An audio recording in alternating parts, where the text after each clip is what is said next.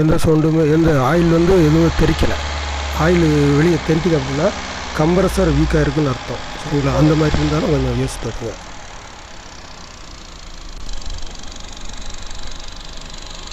அப்புறம் engine oil ஏதாவது league இருக்கான்னு செக் பண்ணியிருக்கேன். வால்வு டோர் ஏதாவது வீக்காக இருந்தாலும் சம்டைம் கொஞ்சம் ஆயில் லீக்கேஜ் தெரியும். வால் டோரில் லீக் இருந்தால் ஒன்றும் பிரச்சனை இருக்காது. அந்த பேஸ்ட் வச்சு நம்ம திருப்பி ஒரு 50,000 ஓடணும் அந்த மாதிரி இன்ஜின்லாம் கொஞ்சம் லைட்டாக லீக் ஆகும். அதை திருப்பி பேஸ்ட் வச்சு நம்ம அரெஸ்ட் பண்ணிக்கலாம்.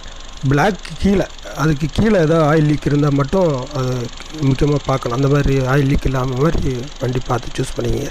பிளாக் கீழே வந்து ஆயில் லீக்கேஜ்னால் அந்த வண்டி கொஞ்சம் அவாய்ட் பண்ணுறது கொஞ்சம் பெட்டர் சாய்ஸாக இருக்கும்.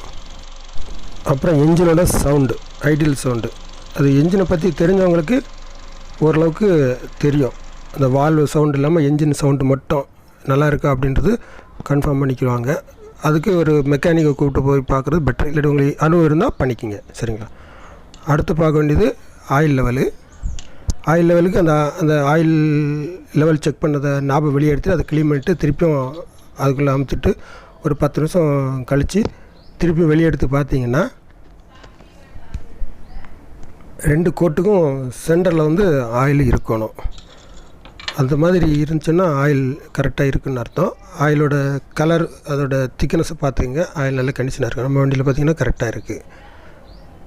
இன்னும் கொஞ்சம் மேலே இருக்கலாம். இப்போ ஸ்டார்ட் பண்ணிட்டனால மேலே இன்ஜின் ஆயில் இருக்கும், கீழே வரப்போ சீராக இருக்கும். அப்புறம் ஆயில் லீக்கேஜ் வந்து இன்ஜின் அன்று பக்கத்தில் அடிப்பகுதியில் ஆயில் லீக்கேஜ் தான் இருக்கான்னு பாருங்கள். ஆயில் ட்ரெயின் பண்ணுற போல்ட்டு தான் லூஸாக இருந்தாலும் அதில் ஓரிங்க தான் போயிருந்தாலும் ஆயில் லீக்கேஜ் இருக்கும். அந்த மாதிரி இருந்தால் ஒன்றும் பிரச்சனை இல்லை.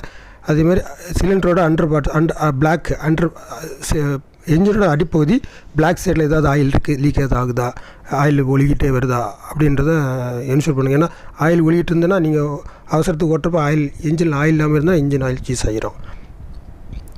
அதனால் அது செக் பண்ணிங்க. நம்ம வண்டியில் பார்த்திங்கன்னா எங்கேயுமே ஆயில் லீக்குங்கிறது இதுவே இல்லை. எல்லாமே சுத்தமாக இருக்குது, நீட்டாகவே இருக்குது. ஒன்றும் ஆயில் லீக்கேஜ்ன்றது பிரச்சனை இல்லை. இந்த மாதிரி சின்ன சின்ன விஷயங்கள் எல்லாமே நீங்கள் பார்த்துக்கணும். கண்டிப்பாக பார்த்தாலே நமக்கு பிரச்சனையை மேக்ஸிமம் அவாய்ட் பண்ணிக்கலாம். அப்புறம் வாட்டர் லெவல், அந்த ரேடியேட்டர் உள்ளதை லெஃப்ட்டில் திருக்கிட்டு உள்ளே பார்த்தீங்கன்னா தண்ணி இதில் நிற்கணும். தண்ணி இல்லை அப்படின்னா ரேடியேட்டரில் டாப் அப் பண்ணணும். இல்லாட்டி ஏன் பிரச்சனைன்றது ஏதாவது ஓஸ் பிரச்சனை இருக்குன்றது பார்க்கணும். வண்டிக்கு இன்ஜின் ஹீட்டாக இருக்கிறப்போ ஓடிட்டு இருக்கிறப்போ கண்டிப்பாக தரக்கூடாது. கொதிக்கும், அப்படியே தண்ணி வந்து பீரிட்டு சூடு தண்ணி வந்து வெளியே பிடிச்சிட்டு வந்துடும். இந்த மாதிரி நீங்கள் சில விஷயங்களை நீங்கள் கரெக்டாக நோக்கி பார்த்து செக் பண்ணி எடுத்திங்கன்னா கண்டிப்பாக என்ஜினில் கம்ப்ளைண்ட்டுங்கிறது இல்லாமல் இருக்கும். இதுலேயும் உங்களுக்கு டவுட்டாக இருக்குன்னா ஒரு மெக்கானிக் கூப்பிட்டு போனீங்கன்னா அவர் பக்காவாக செக் பண்ணி சொல்லிடுவார்.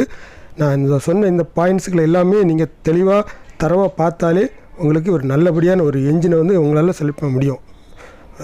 நன்றி. Thank you very much. கண்டிப்பாக பாருங்கள். தேங்க்யூ.